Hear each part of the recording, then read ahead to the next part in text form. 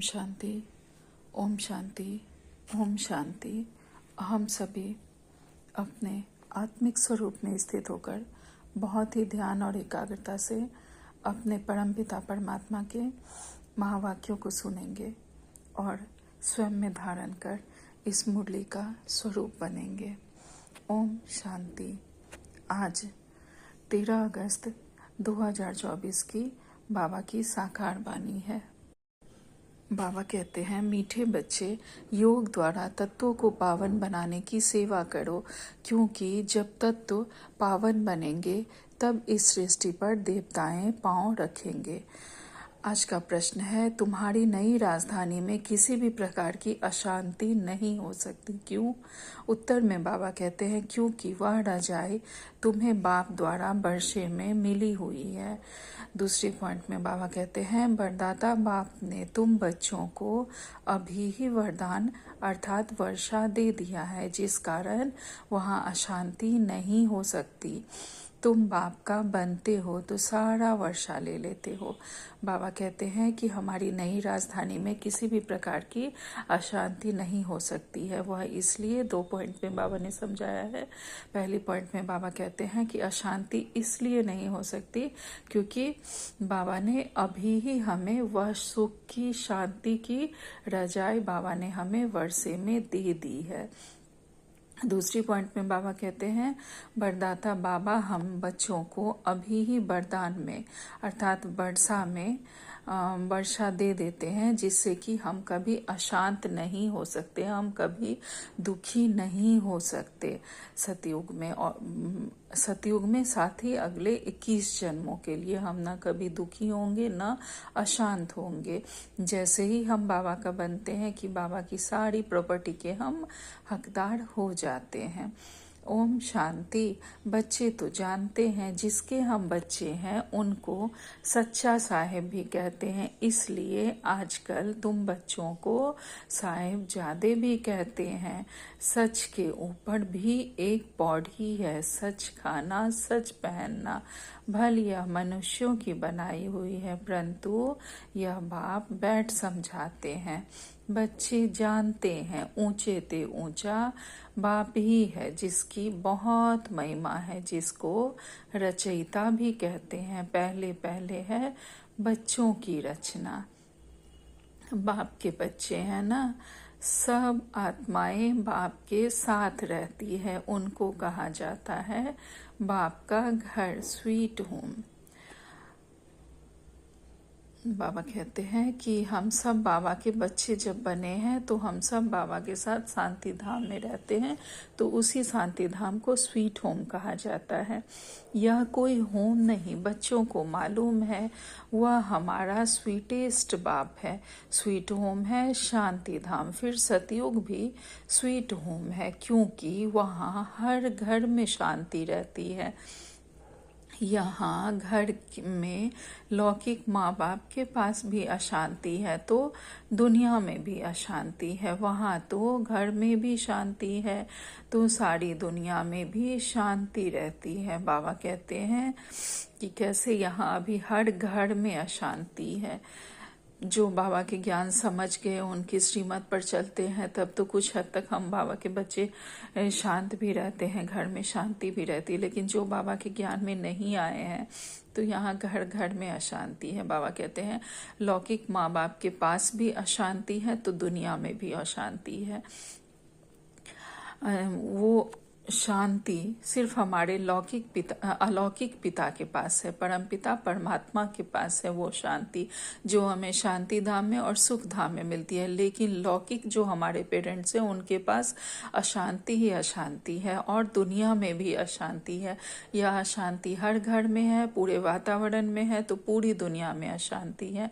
वहाँ तो बाबा कहते हैं घर में भी शांति रहती है और पूरी दुनिया में शांति रहती है। यही एक एक करके सारे वाइब्रेशन हर लोगों के फैलते हैं, जिससे आज इस कलयुगी दुनिया में इतनी अशांति है, इतने विकार व्याप्त हो गए हैं एक एक करके। और वहाँ पे हर घर में शांति है, हर एक आत्मा शांत है। तो पूरी दुनिया में शांति रहती है उस समय में। तो बाबा कहते हैं सतयुग को नई छोटी दुनिया कहेंगे। सतयुग नई होगी और छोटी सी होगी, उसमें कम लोग रहेंगे और सबके वाइब्रेशन बहुत प्योर होंगे। तो बाबा कहते हैं यह पुरानी कितनी बड़ी दुनिया है। सतयुग में सुख शांति है, कोई हंगामे की बात नहीं, क्योंकि बेहद के बाप से शांति का वर्षा मिला हुआ है। गुरु गोसाई आशीर्वाद देते हैं, पुत्रवान भव, आयुष्मान भव। यह कोई नई आशीर्वाद नहीं देते, बाप से तो ऑटोमेटिकली वर्षा मिलता है। अब बाप ने तुम बच्चों को स्मृति दिलाई है, जिस पारलौकिक बाप को भक्ति मार्ग में सभी धर्म वाले याद करते हैं जब दुख की दुनिया होती है। बाबा कहते हैं उस पारलौकिक बाप को भक्ति मार्ग में सभी धर्म वाले याद करते हैं।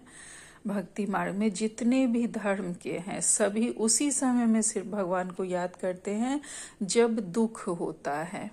तो बाबा कहते हैं कि बाबा हमें कोई आशीर्वाद नहीं देते हैं कि पुत्रवान भव, आयुष्मान भव, प्रसन्न रहो, सुखी रहो। बाबा हमें आशीर्वाद नहीं देते, बल्कि सब कुछ हमें बाबा के जब ही हम बच्चे बनते हैं तो ऑटोमेटिकली वर्षा में हमें मिल जाता है। और बाबा हमें स्मृति दिलाते हैं कि जो शांति, सुख, प्रेम, आनंद, पवित्रता, शक्ति, ज्ञान तुम बाहर ढूंढ रहे हो वो तो तुम्हारे अंदर है। बस बाबा हमें यह इन बातों की स्मृति दिलाते हैं। तो बाबा कहते हैं यह है ही पतित पुरानी दुनिया, नई दुनिया में सुख होता है, अशांति का नाम नहीं। अभी तुम बच्चों को तो पवित्र गुणवान बनना है, नहीं तो बहुत सजाएं खानी पड़ेंगी। बाबा कहते हैं हम बच्चों को पवित्र भी बनना है और गुणवान भी बनना है। जब बाबा के बन गए तो कोई भी पेरेंट्स चाहते हैं अपने बच्चों को बहुत अच्छा बनाए, अपने जैसा बनाए, बहुत अच्छे संस्कार दे। और यहाँ तो परमपिता परमात्मा ने हमें गोद लिया है तो वह तो आप समान बनाएंगे ही। अगर हम प्यार से नहीं बनेंगे तो हमें सजाएं खानी पड़ेगी। हमें पवित्र भी बनना है और सारे गुणों को, जो हमारे आत्मा के गुण हैं, हमारे परमात्मा के गुण हैं, उसे हमें धारण करना है। तो बाबा कहते हैं बाप के साथ साथ धर्मराज भी है, हिसाब किताब चुकतू कराने वाला। ट्रिब्यूनल बैठती है ना अंत समय में। अगर अभी हम पुरुषार्थ कर नहीं पवित्र बनेंगे, श्रीमत पर नहीं चलेंगे, तो अंत काल में धर्मराज बैठेंगे, ट्रिब्यूनल बैठेगी जिसमें हमारे सारे हिसाब किताब चुकतू होंगे और हमें फिर बाबा सजाएं देकर पवित्र बनाकर फिर ले जाएंगे। तो बाबा कहते हैं पापों की सजाएं तो जरूर मिलनी है। जो अच्छी रीति मेहनत करते हैं वह थोड़े ही सजा खाएंगे। पाप की सजा मिलती है जिसको कर्मभोग कहा जाता है। यह तो रावण का पराया राज्य है, इसमें अपार दुख है। राम राज्य में अपार सुख होते हैं। तुम समझाते हो तो बहुतों को तो फिर कोई झट समझ जाते हैं और कोई देर से समझते हैं। कम समझते हैं तो समझो इसने भक्ति देरी से की है।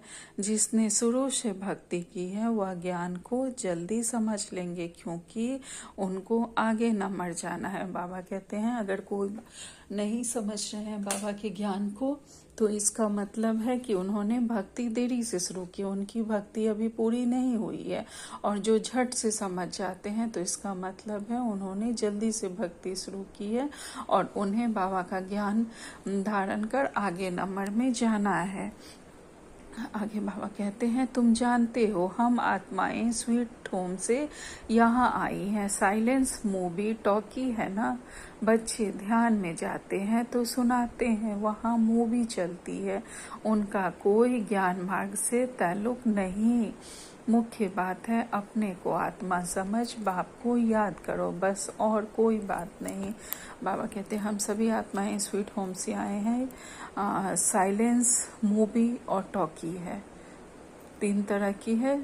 शांति धाम में बिल्कुल साइलेंस और यहाँ पे अव्यक्त वतन में मूवी है, अर्थात वो साइलेंस मूवी। वहाँ बस संकल्प से ही बात होती है। जब वहाँ पे जाते हैं ध्यान में, दादियाँ जाती थी या जो भी ध्यान में जाते हैं वो लोग बस संकल्पों से ही बात करते हैं। और नीचे फिर यहाँ पे स्थूल वतन में यहाँ पे टॉकी है। तो बाबा कहते हैं बच्चे ध्यान में जाते हैं तो सुनाते हैं, वहाँ मूवी चलती है और उस बात का वहाँ जो होता है सूक्ष्म वतन में उसका ज्ञान से कोई ताल्लुक नहीं है। मुख्य बात यही है क्या दुनिया है इसका ज्ञान बाबा ने दे दिया है, तीनों दुनिया की। लेकिन अब बाबा कहते हैं कि मुख्य बात है कि अपने को आत्मा समझ बाप को याद करो, बस और कोई बात नहीं। बाप निराकार, बच्चे भी यानी आत्मा भी इस शरीर में निराकार है और कोई बात ही नहीं उठती। आत्मा का लव तो एक परमपिता परमात्मा के साथ ही है। शरीर तो सब पतित है, तो पतित शरीर से लव हो न सके। आत्मा भल पावन बन जाती है, परंतु शरीर तो पतित है। पतित दुनिया में शरीर पावन बनता ही नहीं। आत्मा को तो पावन यहाँ बनना है। बाबा कहते हैं यहाँ हमारा शरीर भी पतित है तो आत्मा भी पतित है, लेकिन आत्मा को अब पावन यहाँ बनना है। तब इन पुराने शरीरों का विनाश होगा। आत्मा तो अविनाशी है। आत्मा का काम है बेहद के बाप को याद कर पावन बनना। आत्मा पवित्र है तो शरीर भी पवित्र चाहिए। जब हमारी आत्मा पवित्र बन जाएगी तो हमें शरीर भी तब पवित्र चाहिए होगा। वह मिलेगा नई दुनिया में। आत्मा भल पावन बन जाए। आत्मा को एक परमपिता परमात्मा के साथ ही योग लगाना है, ना कि किसी मनुष्य से। बाबा कह रहे हैं बस इस पतित शरीर को तो टच भी नहीं करना है। यह आत्माओं से बाप बात करते हैं। बाबा जो बात कर रहे हैं वह आत्माओं से बात कर रहे हैं, इस शरीर से नहीं। समझने की बातें हैं ना। सतयुग से लेकर कलयुग तक शरीरों के साथ लटके हो, भल वहाँ आत्मा और शरीर दोनों पवित्र है, वहाँ विकार में जाते नहीं, जिससे शरीर व आत्मा विकारी बने। बल्लभाचारी भी होते हैं, टच करने नहीं देते। तुम जानते हो उन्हों की आत्मा कोई निर्विकारी पवित्र नहीं होती। वह एक बल्लभाचारी पंथ है जो अपने को ऊंच कुल वाले समझते हैं, शरीर को भी टच नहीं करते। बाबा इस पंथ के बारे में कह रहे हैं कि वो लोग अपने को बहुत ऊंच समझते हैं, वह शरीर को टच भी नहीं करने देते हैं। यह नहीं समझते कि हम विकारी और पवित्र हैं। शरीर तो भ्रष्टाचार से पैदा हुआ है।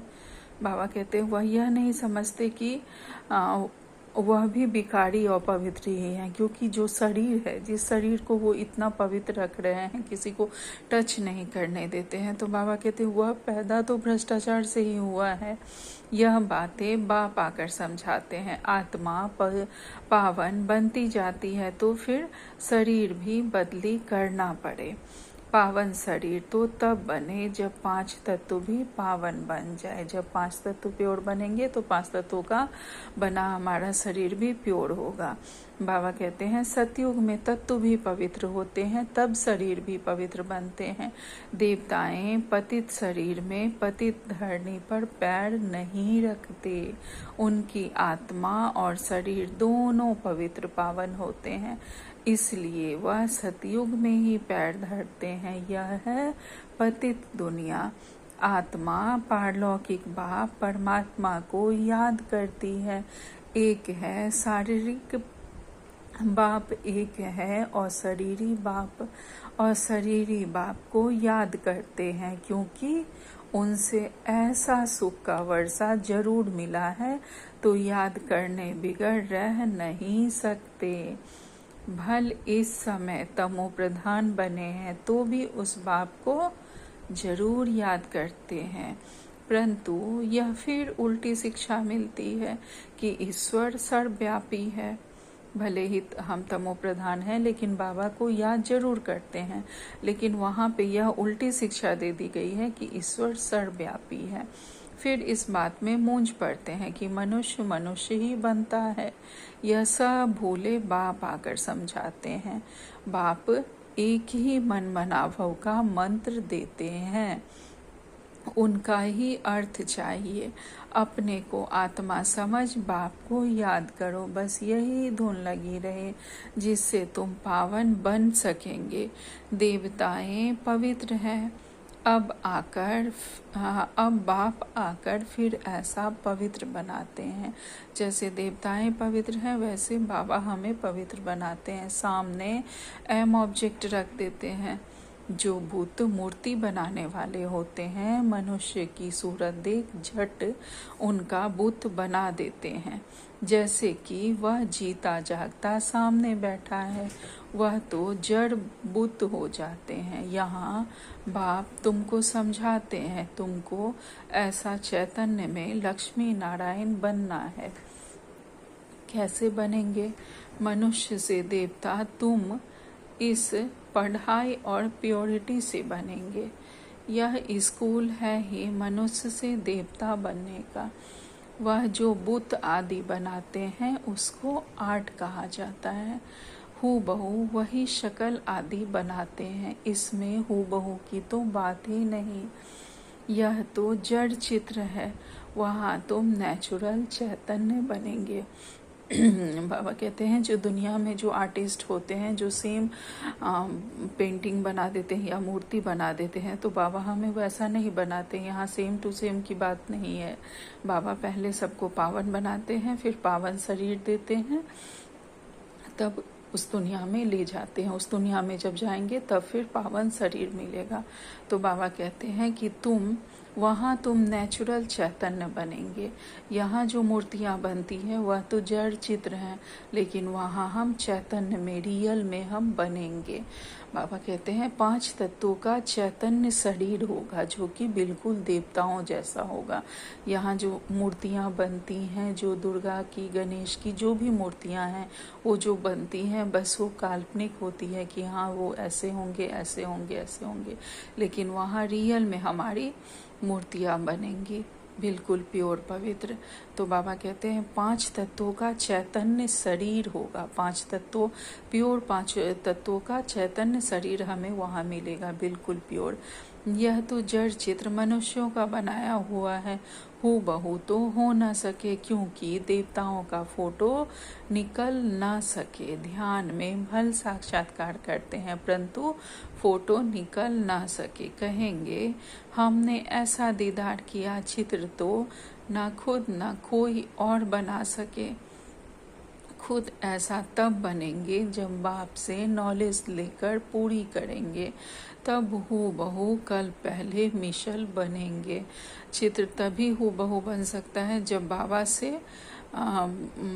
नॉलेज लेकर बनाएंगे। जो लक्ष्मी नारायण का भी चित्र बनाया गया है वो जब ध्यान में दादियाँ गई थी तो वहाँ से देख के उन्हें लक्ष्मी नारायण को तब उन्होंने चित्र बनाया था, जिसमें काफ़ी सारे करेक्शन बाबा ने करवाए थे। तो बाबा कहते हैं यह कैसा कुदरती वंडरफुल ड्रामा है। बाप बैठ यह कुदरती बातें समझाते हैं। मनुष्यों को तो यह बातें ख्याल में भी नहीं रहती हैं। उन्हों के आगे जाकर माथा टेकते हैं, समझते हैं यह राज्य करके गए हैं, परंतु कब यह पता नहीं है। फिर कब आएंगे व क्या करेंगे कुछ भी पता नहीं। तुम जानते हो सूर्यवंशी चंद्रवंशी जो होकर गए हैं वह हूबहू फिर से बनेंगे जरूर इस नॉलेज से। बाबा कहते हैं जो सूर्यवंशी चंद्रवंशी होकर गए हैं वह फिर से आएंगे और बनेंगे, और वो बनेंगे सिर्फ इसी नॉलेज से जो नॉलेज बाबा हमें दे रहे हैं। बाबा कहते हैं वंडर है ना। तो अब बाप समझाते हैं ऐसा पुरुषार्थ करने से तुम सो देवता बनेंगे। एक्टिविटी वही चलेगी जो सतयुग त्रेता में चली है। कितना वंडरफुल ज्ञान है यह बुद्धि में ठहरे भी तब जब दिल में सफाई हो। सबकी बुद्धि में यह बातें ठहर ना सके। यह ज्ञान हमारे मन में तभी ठहरेगी हमारी बुद्धि में जब हमारे दिल में सफाई हो, बाबा से कनेक्शन बिल्कुल क्लियर हो। बाकी अगर हमारी बुद्धि में कोई और बातें चल रही हैं तो यह बातें ठहर नहीं सकेंगी। मेहनत चाहिए, मेहनत बिगड़ कोई फल थोड़ी ही मिल सकता है। बाप तो पुरुषार्थ कराते रहते हैं, वह ड्रामा अनुसार ही होता है, परंतु पुरुषार्थ तो करना होता है। ऐसे थोड़े ही बैठ जाएंगे ड्रामा में होगा तो हमसे पुरुषार्थ चलेगा। ऐसे भी जंगली ख्यालात वाले बहुत लोग होते हैं। हमारी तकदीर में होगा तो पुरुषार्थ जरूर चलेगा। अरे पुरुषार्थ तो तुमको करना है। पुरुषार्थ और प्रारब्ध होती है। मनुष्य पूछते हैं पुरुषार्थ बड़ा या प्रारब्ध बड़ी। अब बड़ी तो प्रारब्ध होती है, परंतु पुरुषार्थ को बड़ा रखा जाता है जिससे प्रारब्ध बनती है। हर एक मनुष्य मात्र को पुरुषार्थ से ही सब कुछ मिलता है। कोई ऐसे भी पत्थर बुद्धि हो पड़ते हैं जो उल्टा उठा लेते हैं। समझा जाता है इनकी तकदीर में नहीं है, टूट पड़ते हैं। यहाँ बच्चों को कितना पुरुषार्थ कराते हैं, दिन रात समझाते रहते हैं। अपने कैरेक्टर्स को सुधारना जरूर है। बाबा कहते हैं कि पुरुषार्थ तो हम ही को करना है। अगर हम ये सोच के बैठ जाएं कि हमारी तकदीर में होगा तो बाबा हमसे पुरुषार्थ करवा लेंगे, लेकिन ऐसा नहीं होता है। करना हमें ही पड़ता है। थाली से कौड़ उठाकर जब तक हम मुंह में नहीं ले जाएंगे तो भोजन हमें नहीं मिलेगा। तो करना हमें ही है। बाबा कहते हैं कि पुरुषार्थ बड़ा या प्रारब्ध बड़ी, कुछ मनुष्य पूछते हैं तो बाबा कहते हैं बड़ी तो प्रारब्ध होती है, लेकिन पुरुषार्थ को बड़ा रखा जाता है जिससे प्रारब्ध बनती है। सही बात है। जब हम लोग मेहनत करेंगे, जैसा मेहनत करेंगे उसी अनुरूप हमें रिजल्ट मिलेगा ना। अगर हमने बहुत अच्छी पढ़ाई की है तो निश्चित रूप से हम फर्स्ट करेंगे ही क्लास में, लेकिन अगर हमने पढ़ाई ही अच्छी नहीं की है तो भल पास तो कर जाएंगे, नेक्स्ट क्लास में प्रमोट तो हो जाएंगे, कोई छोटा मोटा पोस्ट हमें नौकरी में मिल जाएगा, लेकिन बहुत बड़ा तो नहीं मिलेगा।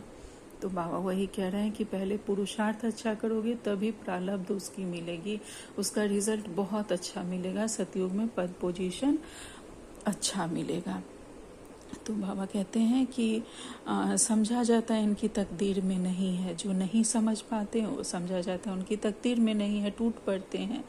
यहाँ तो बच्चों से, जो बच्चे बाबा के समझदार हैं वह कितना पुरुषार्थ करते हैं, बाबा समझाते हैं और बाबा की श्रीमत पर, बाबा की पढ़ाई अनुसार जरूर चलते हैं और अपने कैरेक्टर्स को सुधारते जाते हैं। तो बाबा कहते हैं नंबर 1 कैरेक्टर है पावन बनना। देवता तो है ही पावन, फिर जब गिर पड़ते हैं, कैरेक्टर्स बिगड़ते हैं तो एकदम पतित बन पड़ते हैं। अभी तुम जानते हो हमारा तो A1 कैरेक्टर था, फिर एकदम गिर पड़े। सारा मदार है पवित्रता पर, इसमें ही बहुत डिफिकल्टी होती है। मनुष्य की आंखें बहुत धोखा देती है, क्योंकि रावण का राज्य है, वहाँ तो आंखें धोखा ही नहीं देती। ज्ञान का तीसरा नेत्र मिल जाता है, इसलिए रिलीजन इज माइट कहा जाता है। सर्वशक्तिवान बाप ही आकर यह देवी देवता धर्म की स्थापन करते हैं। भल करती तो सब आत्मा है, परंतु मनुष्य के रूप में करेगी।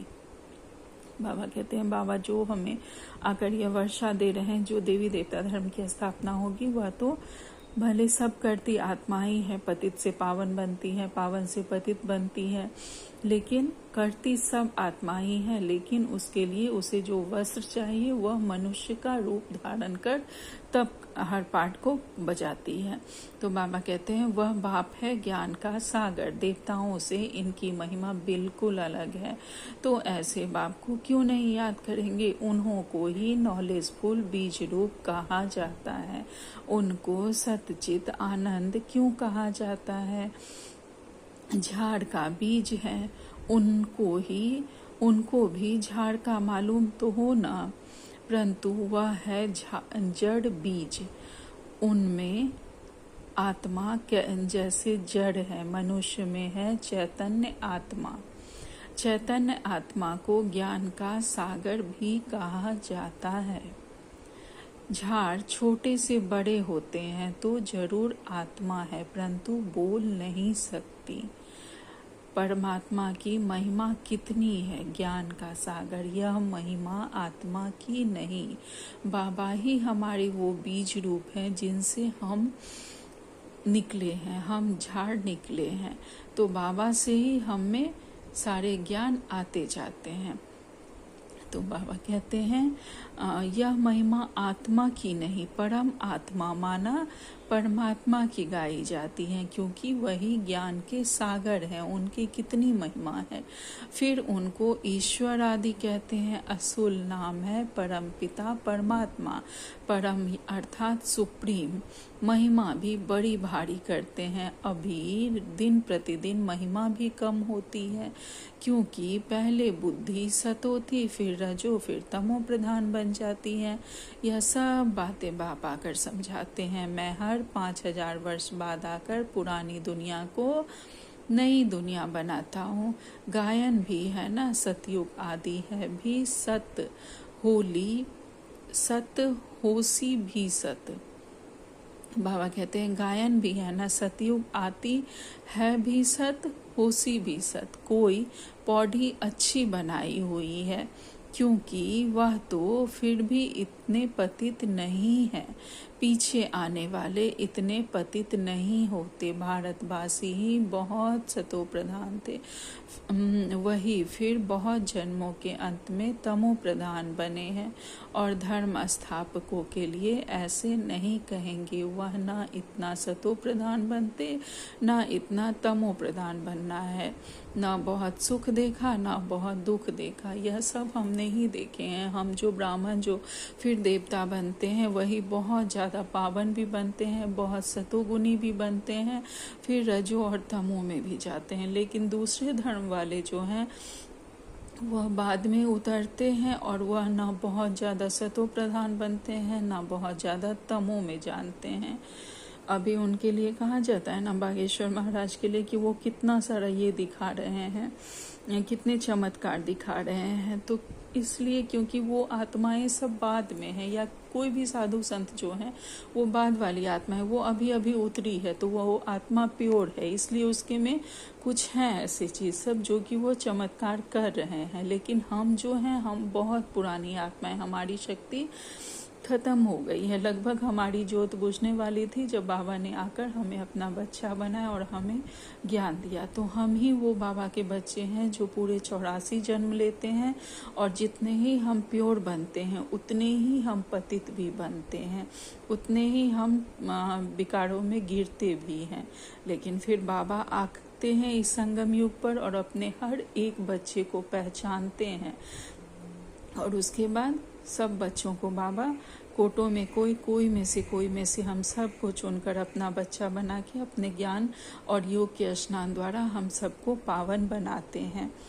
तो बाबा कहते हैं कि हमने सुख भी बहुत देखे हैं जब सतो प्रधान थे।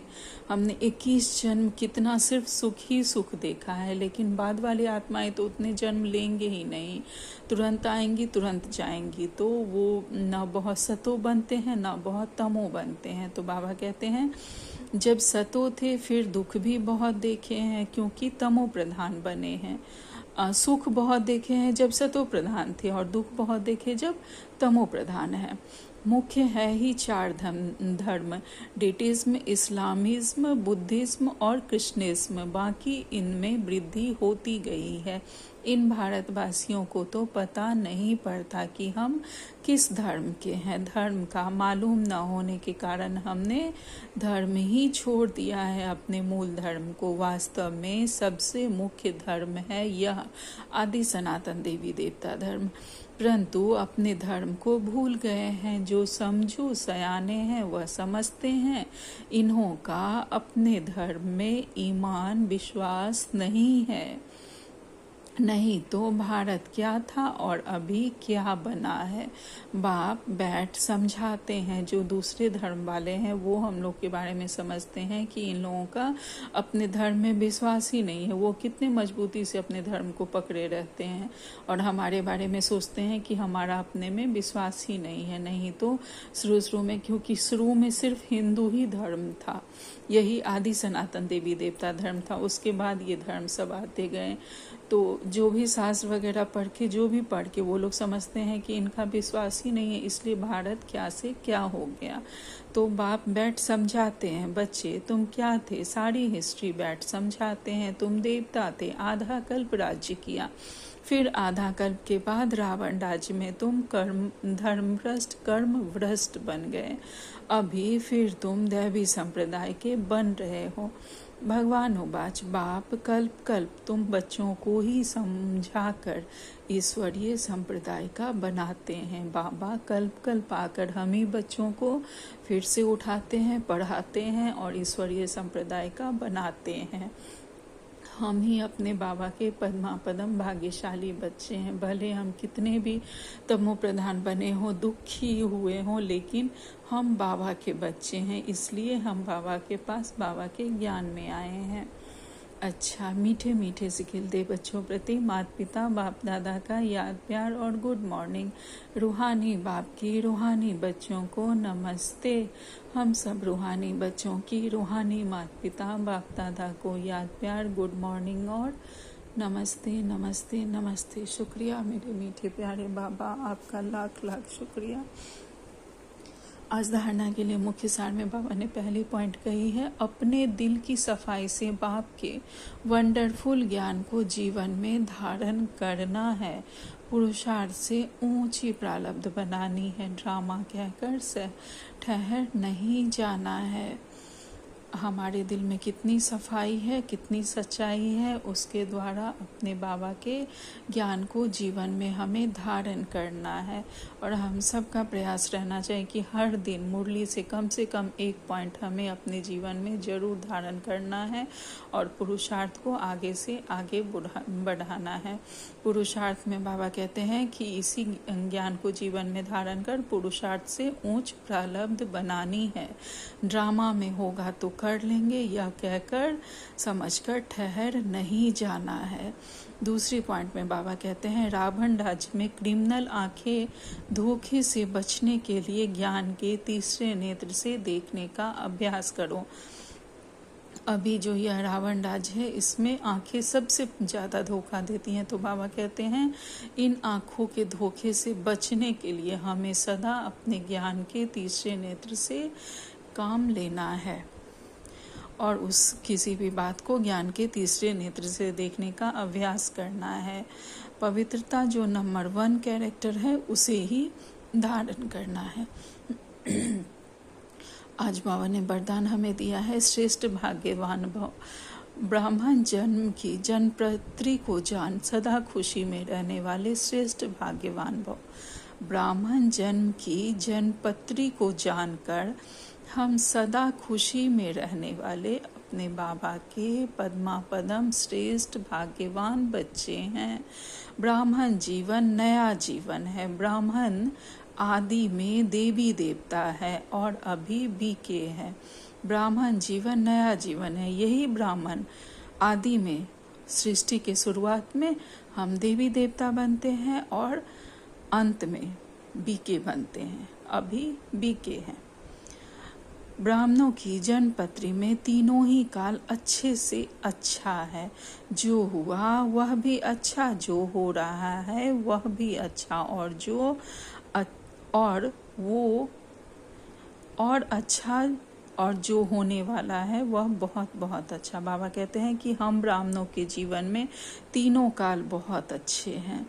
जो हुआ वो भी अच्छा, जो हो रहा है वह भी अच्छा और जो होने वाला है वह तो बहुत बहुत अच्छा होगा। इसलिए हमें सदा इस स्वमान में रहना चाहिए कि मेरे साथ सब कुछ बहुत बहुत अच्छा होगा।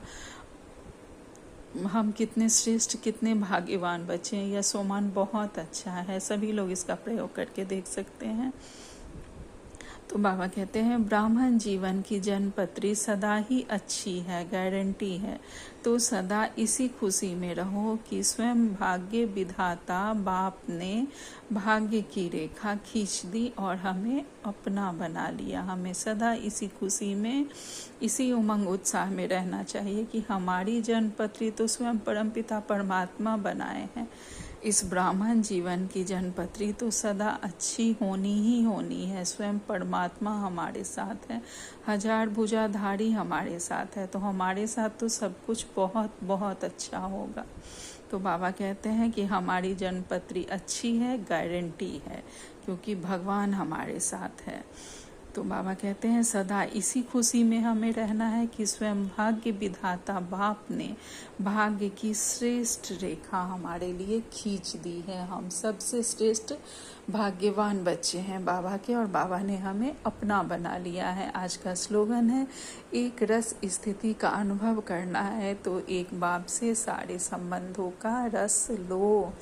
बाबा कहते हैं सदा खुशी में, उमंग में, उत्साह में रहना है तो एक रस स्थिति में रहना है, अनुभव करना है तो सदा बाबा से अपने सर्व संबंधों का रस लो, क्योंकि इस समय में सभी संबंध से हमें कुछ न कुछ दुख आने ही हैं। इसलिए हम सर्व संबंध अपने बाबा से अनुभव करें तो सदा खुश रहेंगे, सदा भाग्यवान रहेंगे।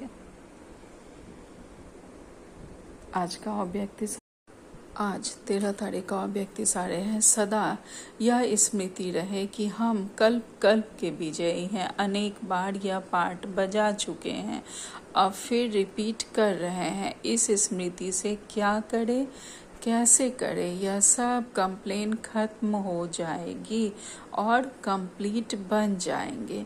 सदा डबल लाइट स्वरूप में स्मृति की समर्थी हो तो कोई भी असंभव कार्य संभव हो जाएगा। अच्छा, ओम शांति, ओम शांति, ओम शांति। शुक्रिया बाबा।